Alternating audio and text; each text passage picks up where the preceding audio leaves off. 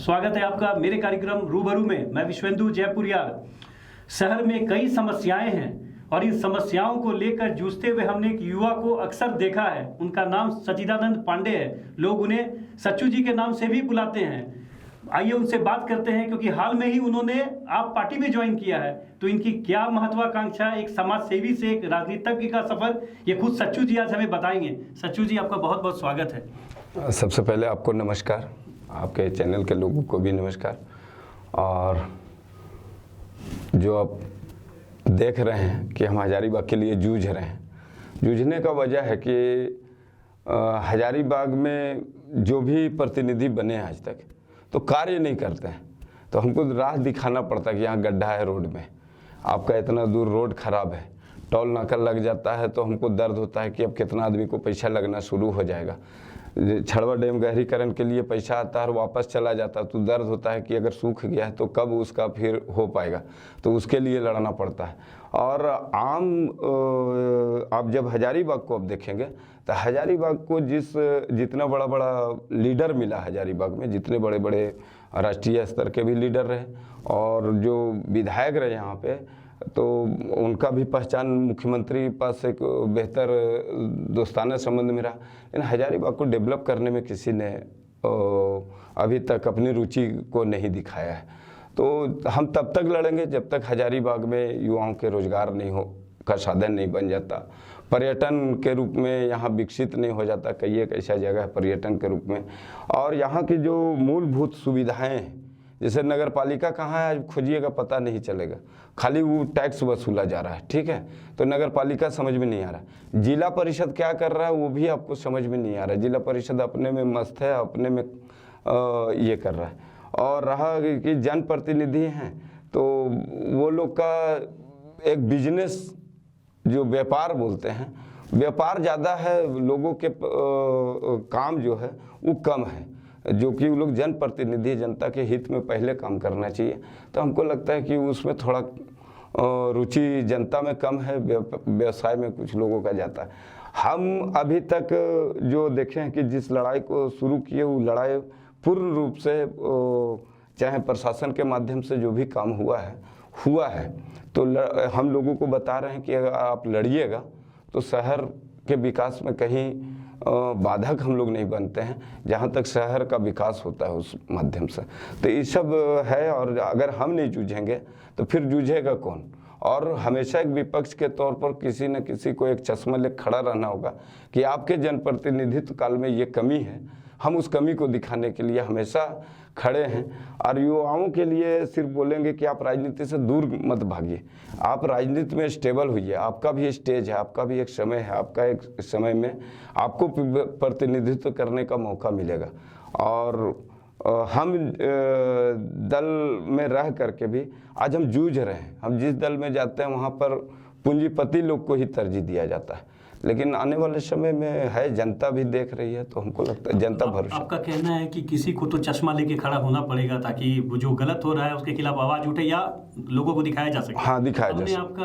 आपके कई आंदोलनों को देखा है, जैसे आपने सड़क खराब थी तो धान रोप दिया, या फिर जो सिम्पसन पार्क या जिला परिषद का जो नया पार्क बना था उसको लेके भी आपने काफी आंदोलन किया। तो आपके बारे में लोग कहते हैं कि आप मीडिया का ध्यान खींचने के लिए अपनी ओर या लोगों का ध्यान खींचने के लिए ऐसा करते हैं ताकि आपका भी नाम हो। तो इसमें कितनी सच्चाई है? हाँ, अगर मीडिया का भी ध्यान आता है तो वो जनता के बीच उस समस्या जाता है।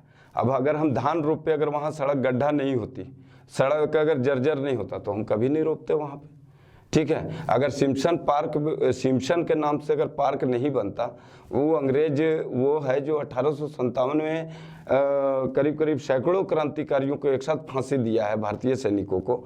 उस अंग्रेज के नाम से अगर आज भी पार्क का निर्माण हो तो उसका विरोध हम अवश्य करेंगे। अगर उसमें मीडिया आके सामने आता है तो कहाँ दिक्कत है? हर गलत चीज के सामने अगर हम आवाज उठाते तो मीडिया मेरा सपोर्टर है। मैं नहीं कर रहा हूँ, आपके विरोधी कह रहे हैं कि आप अपना नाम आगे करने के लिए कुछ ऐसा कार्य करते हैं। हाँ। जिससे आप लाइमलाइट में रहें।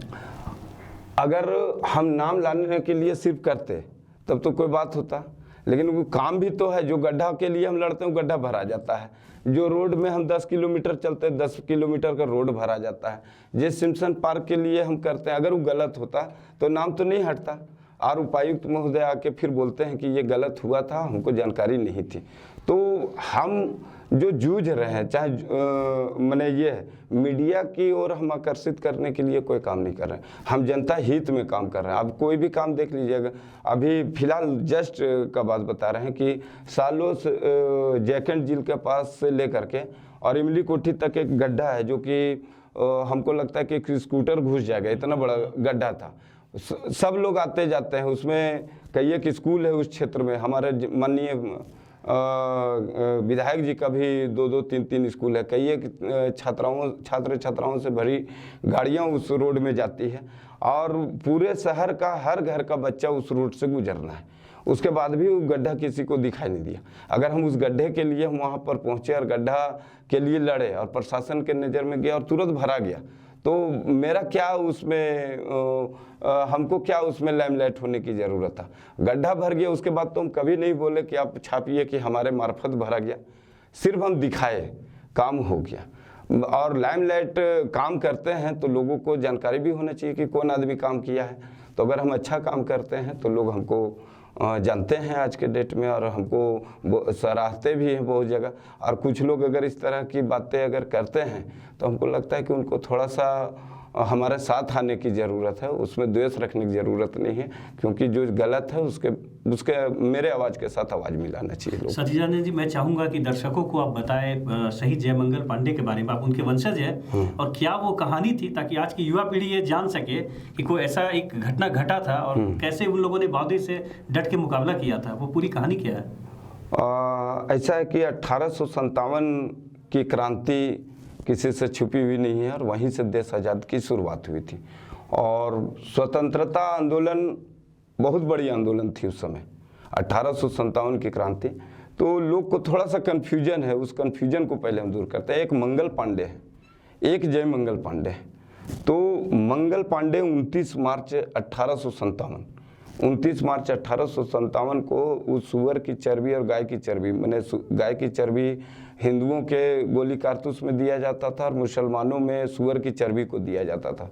तो मंगल पांडे को कोई बताया कि आप जो है सो आप जो गोली जो भर के और दांत से निकाल के फेंक डाल के और जो मार रहे हैं, उसमें गाय की चर्बी, और जो मुसलमान को दिया जा रहा है वो सुअर की चर्बी। तो वो अंग्रेज आप लोग को लड़ाने के लिए इस तरह का कार्य किया। तो उस समय वो आवेश में आके 3 बड़े अधिकारी को 29 मार्च 1857 को मार देते हैं, अंग्रेजों के अधिकारी को। ये विद्रोह, डायरेक्ट विद्रोह मंगल पांडे की है। और उसके बाद तुरंत उनको अंग्रेजी सेना घेर लेते हैं और 6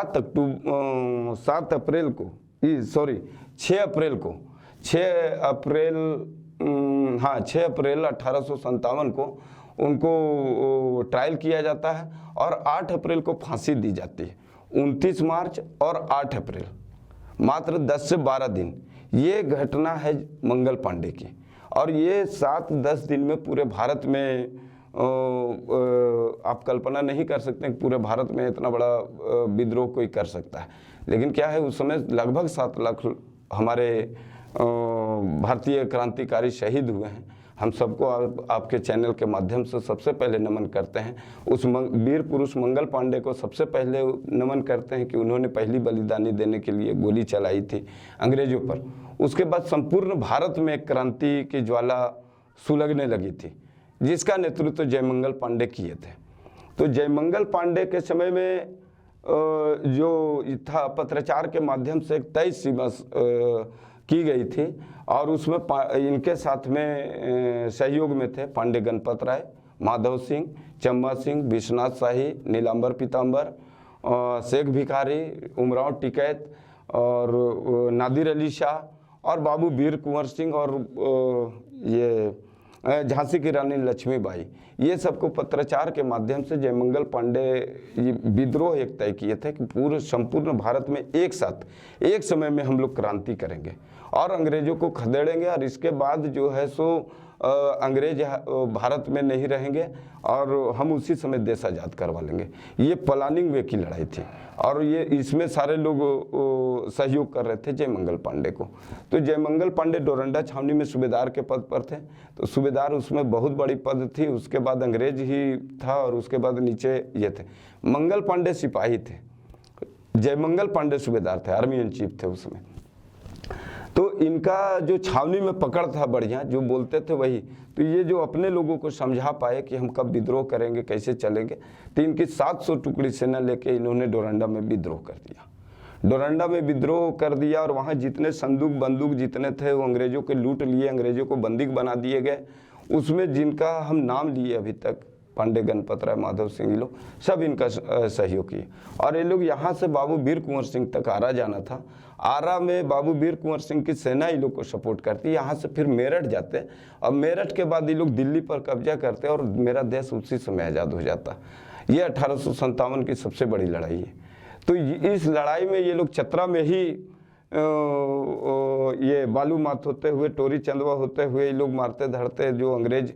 और ये पूरे भारत में जहाँ जहाँ अंग्रेज के बड़े बड़े अधिकारी थे, उस सारे अधिकारियों का निगाह जयमंगल पांडे की सेना पे चला गया और सब लोग अपने अपने हिसाब से अपने अपने जो अंग्रेजी सैनिक है उसको हिदायत दे रहे थे कैसे पकड़ना है, क्या है। इस तरह से कई एक राजाओं को, कई एक ये जमींदारों को खुद वहाँ से फ़ोन किया गया दिल्ली से और कलकत्ता के जो चीफ थे, अंग्रेज चीफ थे, कि आप लोग उन लोग को सपोर्ट करना बंद कीजिए, अन्यथा आप लोग का जमींदारी छीन ले जाएगी, आपको राजतंत्र छीन लिया जाएगा।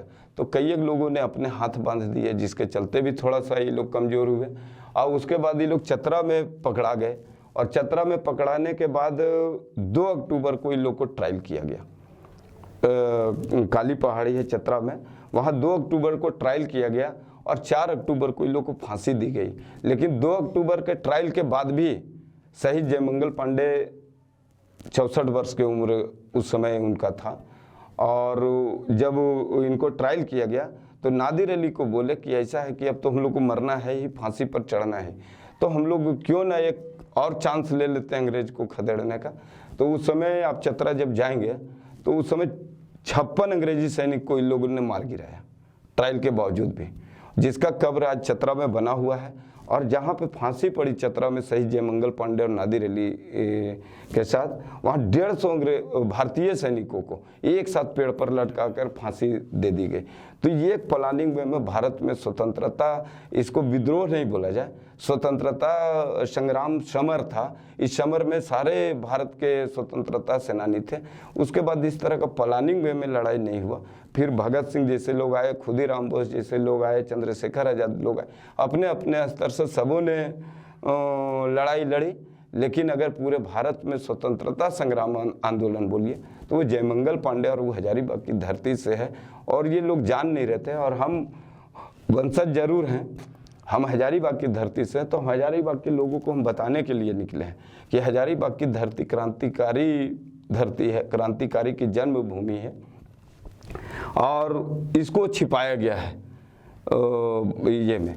तो जिस तरह से शहीद भगत सिंह, शहीद चंद्रशेखर आज़ाद, बाबू वीर कुंवर सिंह का भारत के मानचित्र पर नाम आता है और उनके जिलों का नाम आता है, तो हमारा भी जिला का नाम भारत के मानचित्र पर आना चाहिए और इनका भी नाम स्वर्ण अक्षरों से और लाल किले के प्राचीर से लिया जाए। और इस झारखंड की धरती और हजारीबाग की धरती को भी नमन पूरा देश करे, इसका प्रयास लेकर के हम बढ़े हैं। और हम वंशज जरूर हैं, लेकिन हर भारतीय माने उनका खून जो है हर भारतीय में समाहित है। तो मेरा वंशज, हम उनका वंशज नहीं हो सकते। हर भारतीय उन पर गर्व करता है, तो हम उनको बांध के नहीं रह सकते। सचिदानंद जी, कई बार मैंने आपको कहते हुए सुना है कि उनको वो सम्मान नहीं मिला। अभी भी आप वही बात कह रहे हैं, जबकि उनकी कहानी और जो भी उन्होंने किया वो आज भी लोगों को प्रेरणा देता है, देशभक्ति की बात सिखाता है। तो मैं आपसे जानना चाहता हूँ कि आप भी फिलहाल लगे हुए हैं एक तालाब को डेवलप कराने के लिए उनके नाम पे, तो वो क्या पूरी चीज़ है जो आप चाहते हैं कि सांसद करे या जिला प्रशासन करे? कई बार आपने सिम्सन पार्क का भी नाम बदलने की बात कही थी कि उनके नाम पे हो जाना चाहिए, तो क्या कुछ प्लानिंग है उसे लेकर? चूँकि जो भी महापुरुष हैं, जो भी क्रांतिकारी हैं, ठीक है, तो उनका नाम हम कैसे याद रखेंगे? हमेशा तो कोई इतिहास पढ़ता नहीं है, ठीक है। अब बाबू वीर कुंवर सिंह का अगर किसी चौक पे लगा है तो आप कहाँ, कोई अगर फ़ोन भी करेगा तो आप बोलिएगा बाबू वीर कुंवर सिंह चौक पहुँचिए। तो अभी तक जयमंगल पांडे का नाम हम जब सामने लाए तब लोग हम ही से पूछने लगा कि आप झूठ बोल रहे हैं, कहीं राजनीति तो नहीं कर रहे हैं, राजनीति बैकग्राउंड तो नहीं बना रहे हैं। ठीक है, तो धीरे धीरे दस्तावेज लाए, सांसद महोदय को भी समझाए, देश में कई हस्ती को समझाए, आज जगह जगह लोग हमको सम्मानित भी किया। हजारीबाग में भी सांसद आए तो हमारे घर तक पहुंच गए, जब वो पूरी किताब को पढ़े, मेरी दस्तावेज को देखें, तो अब वो तो जानकारी लोगों को हो गया कि नहीं ये है क्रांतिकारी। और अगर उसमें किसी को भी कभी शक नहीं रहा कि चतरा में तो बाकायदा स्थापित किया गया, वहाँ सारा कुछ मान उन्हें दिया गया, हजारीबाग के लोगों को नहीं पता था। तो यहाँ पे आप क्या कर रहे हैं? मैंने सुना है कि किसी तालाब का आप सौंदर्यीकरण चाहते हैं, और क्यों चाहते हैं उस तालाब का नहीं, हमारे घर के पास एक तालाब है, बेलाही तालाब के नाम से जाना जाता है। हम लोग के पूर्वज जयमंगल पांडे के पिताजी के समय से वो तालाब है। ठीक है, तो कहीं चौक चौराहा पे तो मूर्ति हमको स्थापित करना ही है, चाहे और भी कुछ करना है। सिम्पसन पार्क चूंकि सिम्पसन के नाम से था, हम उस पर लड़ाई इसलिए लड़े कि अगर सिम्पसन हटता है तो इन्हीं जो फांसी पड़ा है, जो फांसी दिया उसके नाम से हो गया, तो जो हटे तो फांसी जिनको पड़ा कम से कम उसके नाम से हो जाए। तो एक प्रयास मेरा ये रहा, और नहीं हो पाया तो हमारे जो जहाँ उनकी जन्मस्थली है, जहाँ उनके पूर्वज ने तालाब को रखा है, तो कई एक तालाब का सुंदरीकरण हो रहा है। तो एक तालाब का सुंदरीकरण और हो, और जयमंगल पांडे के नाम से उसका सुंदरीकरण हो, जयमंगल पांडे की मूर्ति स्थापित हो, और वो गांव विकसित नहीं होगा, वो उस स्थल के नाम से का हजारीबाग का नाम एक पहचान होगा कि जयमंगल पांडे हजारीबाग के थे। हम कल रहे या न रहे, लेकिन कल फिर मेरे जैसा बताने वाले लोग रहेंगे कि नहीं, तो वो देख के तो जरूर वो करेंगे। इसलिए हम प्रयास कर रहे हैं कि उनको स्थापित किया जाए, ताकि हजारीबाग का पहचान भारत के मानचित्र पर हो। आपकी जो सफ़र है वो समाज सेवी के तौर पर शुरू हुई थी, फिर आपने आंदोलन करना शुरू किया, कुछ हट के आंदोलन, और अब नेता के रोल में आ गए। तो कहीं कोई महत्वाकांक्षा है आप पर हावी हो रही है कि आप अचानक से समाज सेवी, फिर आपने आंदोलनकर्ता के तौर पर अपनी पहचान बनाई, और अब आप एक पॉलिटिकल पार्टी आप से जुड़ गए? तो इसे हम लोग कैसे क्या समझे? ऐसा है कि हम हमेशा नीति और सिद्धांत के साथ चले हैं, हमेशा शहर के लिए लड़े हैं। हम शहर की हर अव्यवस्था को व्यवस्थित करने के लिए लड़ाई लड़े हैं। ठीक है, और पॉलिटिकल रूप से क्यों नहीं आना चाहिए? पॉलिटिकल रूप से इसलिए आना पड़ रहा है कि हम जिस समाज में लड़ते हैं वही समाज से मुझे पाने का भी हक होना चाहिए। तो अगर लोग जानते हैं कि लड़का लड़ के अगर काम कर सकता है, तो हम अगर स्थापित हो जाते हैं, अगर जनप्रतिनिधि बन जाते हैं, चुने हुए जनप्रतिनिधि बनते हैं, तो मेरा बहुत सारा एजेंडा है हजारीबाग के ऊपर, उसको हम पूर्ण कर पाएंगे। अभी हम लड़ाई लड़ते हैं तो वो काम हो रहा है, ठीक है, लेकिन जो सरकारी साधन जो आता है उससे बहुत सारा काम होगा। लोग बोलते हैं कि हमारे पास फंड नहीं है, काम नहीं हो पा रहा है, चाहे ये है, बहुत तरह टालते हैं। हमको लगता है कि जितना फंड है सफिशिएंट है, उससे बहुत विकसित होगा। आप हजारीबाग के मानचित्र को आप चारों तरफ देखिएगा तो बहुत सुसज्जित हो सकता है। हम रोजगार के लिए हमेशा फैक्ट्री नहीं देखते हैं, रोजगार के लिए कई एक साधन को हम बना सकते हैं। ठीक है, जैसे आप देखे होंगे कभी रेल हजारीबाग में आ गया, अभी उसका भी हम लड़ाई लड़े हैं। रेल के लिए भी आप देखे होंगे कि लड़ाई लड़े हैं। रेल आ गया, अभी तक सिर्फ कोयला ढुआ रहा है, लंबी दूरी का रेल नहीं जा रहा है। देश के कोने कोने में हर तरफ कोयला जा रहा है, और यहाँ के लोग जो हैं सो कोयला जाते हुए देख रहे हैं, लेकिन उस पर उनका कोई किसी तरह झोला भी नहीं उठाने वाला रखा जा रहा है, कोई गाड़ी चलाने वाला नहीं। माने कौन लोग हैं यहाँ पे? तो यहाँ के लोगों को, युवाओं का रोजगार छीना जा रहा है। अगर 4-5 नई रेल आ जाती है तो रोजगार बढ़ेगा, टेम्पो वाले, खोमचे वाले, ठेला वाले, कुल्ली, सब चीज़ का रोजगार बढ़ेगा। तो हम लोग तो डिमांड करेंगे कि कोयला पहले बंद हो, पहले यहाँ के लोगों को रोजगार के लिए 5-6 रेलवे आ जाए। तो इसका भी हम आगे प्रयास करेंगे। दूसरा चीज़ है कि आप गोंदा डैम आप देख रहे होंगे, गोंदा डैम से सटा हुआ कटकमदाग पहाड़ी है, ठीक है, उसको हम रॉक गार्डन के रूप में क्यों विकसित नहीं करें? वो दोनों बढ़िया से अगर बनाया जाए, उस गोंदा डैम को सटा करके और रॉक गार्डन तक अगर उसको विकसित किया जाए, तो वहाँ पर रोजगार बढ़ेगा या घटेगा? सोचिए, वहाँ रोजगार बढ़ेगा, कई एक लोगों का होटल खुल जाएगा, कई एक शहर के लोगों का वहाँ आवागमन बढ़ जाएगा। तो ये सब चीज़ कोई सोच ही नहीं रहा है। अब छड़वा डैम से हम लोग पूरे शहर पानी पीते हैं। छड़वा हजारीबाग को कुछ अच्छा मिले, हाँ अच्छा मिले, आपका झुकाव पॉलिटिक्स की तरफ पॉलिटिक्स के तरफ आया। अब छड़वा आपको लगता है कि पॉलिटिक्स के अलावा और कुछ उपाय नहीं है कि आप अपने जो सोच रखे हैं हजारीबाग के लिए, जो आपके दिमाग में जो ब्लूप्रिंट है, जो विजन है, उसको आप पॉलिटिक्स के सहारे ही पूरा कर सकते हैं? हाँ, उसको पॉलिटिक्स के सहारे ही कर सकते हैं, नहीं तो हम मांगते रह जाएंगे, हमको कोई नहीं देगा। लेकिन अगर आप उठा के देखें पॉलिटिक्स का इतिहास, तो बहुत लोगों के सपने टूटे हैं, उन्हें वो मंजिल नहीं मिल पाई। मेरा आपके अंदर जो ऊर्जा है, आपने जो भी दिखाया करके एक आंदोलनकर्ता के तौर पे आपने जितने भी आंदोलन किए, आपको नहीं लगता पॉलिटिक्स में आकर कहीं अगर कुछ नेगेटिव दिखा, कोई झटका लगा, तो कहीं ना कहीं आपके लिए बहुत दिक्कत होगी यहाँ पे? नहीं, अभी तक बहुत सारा झटका लगा है, और ऐसा नहीं है कि नहीं लगा है। सो हम बहुत पार्टियों में रहे, लोग हमको बोले कि आप चुनाव भी लड़िए, ठीक है, लेकिन जब चुनाव की बारी आती है तो पूंजीपतियों को ही खोजा जाता है और पूंजीपति को ही दिया जाता है टिकट। जब भी दिया जाए, आप किसी पार्टी को उठा के देख लीजिए, उसमें जो होगा वो उसमें पैसे वाले होंगे, उनका गाड़ी घोड़ा बढ़िया होगा, उसी आदमी को दिया जाएगा। लेकिन हम कई एक जनप्रतिनिधि बताएंगे जो सड़क पर चलते चलते विधायक बन गए और आज काम किए हैं, समझे? बहुत बहुत कम परसेंटेज। हाँ, परसेंटेज कम है, तो हम भी उसी में प्रयास कर रहे हैं। अगर हम भी जूझना छोड़ देंगे तो आने वाले समय में युवा पॉलिटिक्स में कैसे आएंगे? तो हम लड़ के दिखा रहे हैं कि हम आएंगे। और इस बार जो एक स्टेज पे हम आए हैं, आम आदमी पार्टी के स्टेज पे आए हैं, तो मुझे लगता है कि हम यहाँ स्वतंत्र हैं और स्वतंत्र रूप से हम जिस शहर के लिए हम लड़ाई लड़ते हैं, उस शहर में हम स्थापित होने का भी प्रयास उसी पार्टी के माध्यम से हम करेंगे। लेकिन किसी भी पार्टी पे स्वतंत्रता तब तक दिखती है जब तक इलेक्शन नहीं आता है। हाँ। एक बार इलेक्शन आएगा तो आपको कहीं ना कहीं ये दिखने लगेगा कि इस पार्टी में कमी क्या है। उस वक्त सच्चिदानंद पांडे का स्टैंड क्या होगा? हम तो बोल दिए कि नीति और सिद्धांत के साथ हैं, ठीक है, और अगर नीति गड़बड़ होगा तो हम खुले मन से हम बोलने वाला आदमी हैं। और हम कभी भी कुर्सी के लिए लड़ाई नहीं लड़े हैं, हम कई एक जगह कुर्सी छोड़ चुके हैं, ठीक है। हम हजारीबाग के जनता के साथ खिलवाड़ नहीं करेंगे, हजारीबाग के जनता के साथ विश्वासघात नहीं करेंगे। जो मेरे ऊपर इतना उम्र में विश्वास है, ठीक है, हमको कोई बैकग्राउंड ही नहीं देखा कि आपके पास पैसा है कि नहीं, आपके पास फॉर्च्यूनर गाड़ी है कि नहीं, कोई देखा नहीं, उसके बाद सराहा, तो हम उस विश्वास को हमेशा बरकरार रखने का प्रयास करेंगे। इसमें एक बड़ी बात और है कि आप हजारीबाग को अपनी कर्म भूमि बनाना चाहते हैं, इसके लिए आपने आप पार्टी ज्वाइन किया। लेकिन आप क्यों? क्योंकि हजारीबाग में जब भी लड़ाई होती है तो दो ही पार्टी सामने रहती है, कांग्रेस, दूसरा बीजेपी। यहाँ के लोग जात पात और धर्म के नाम पे वोट करते हैं और इसीलिए सारे मुद्दे गौन हो जाते हैं। जो भी स्थानीय मुद्दे हैं उस पर कभी कुछ हो नहीं पाता है, क्योंकि हम वोट भी देते हैं धर्म के नाम पे और जात के नाम पे। तो आपने इन सब के बीच में आपको ही क्यों चुना? क्योंकि देखिए, आम आदमी पार्टी का जो नेतृत्व करता है, आप देखे होंगे कि जो घोषणा किए वो अपने एजेंडे में जो जो घोषणा किए वो सारा चीज़ पूर्ण किए। और पंजाब में भी इस बार कई एक स्टेट में इलेक्शन है, तो जहाँ जहाँ वो घोषणा करते हैं उन्होंने काम करने का पूरा किया।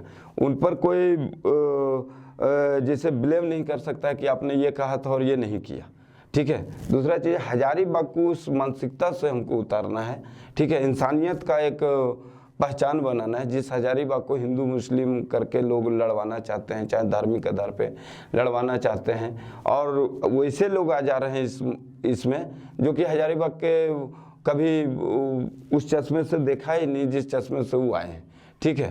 तो हम चाहते हैं कि परिवर्तन होगा। ये आदमी का जो मानसिकता है हमेशा परिवर्तित होते रहता है।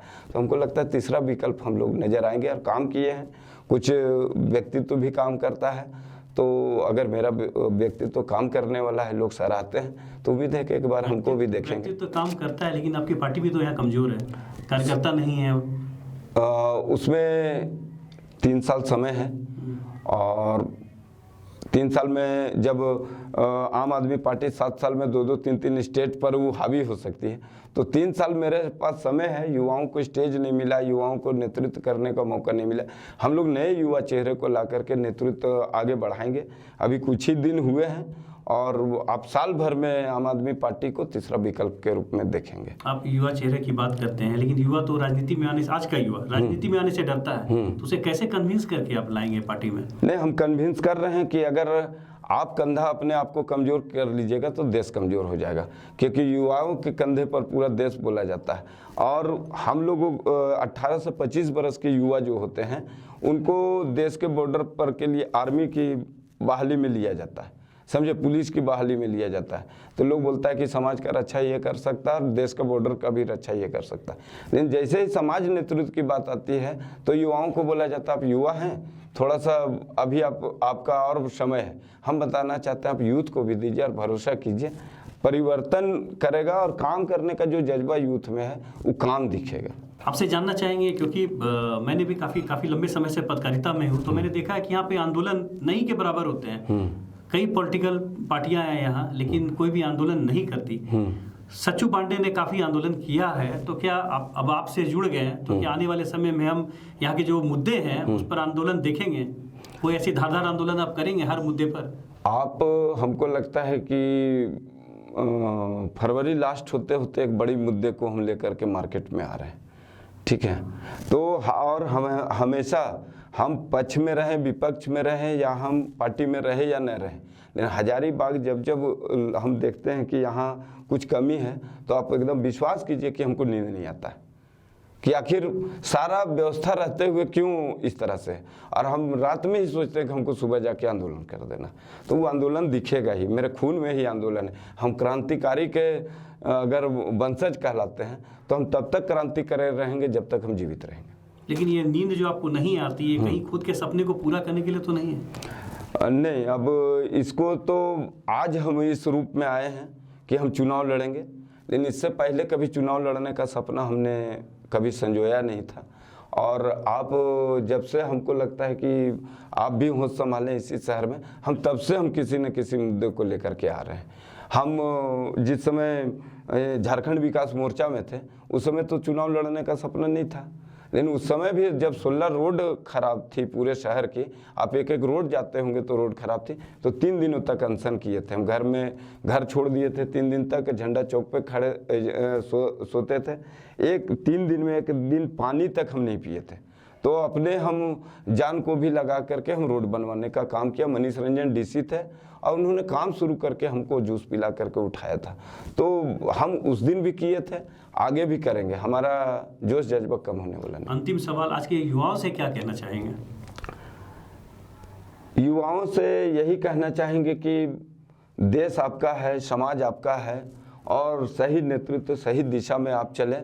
अभी का जो राजनीतिक परिप्रेक्ष्य है वो गलत दिशा में जा रहा है, ठीक है। एक तो नए युवाओं को लगता है कि जो जिनके पास पैसा वही चुनाव लड़ सकते हैं, पहला, क्योंकि लगता है कि पैसा से ही चुनाव होता है, जो कि घर घर में जो जनता बैठी हुई उनको पैसे की आवश्यकता नहीं, एक बढ़िया ऑनेस्ट आदमी की आवश्यकता है जो काम कर सकता है।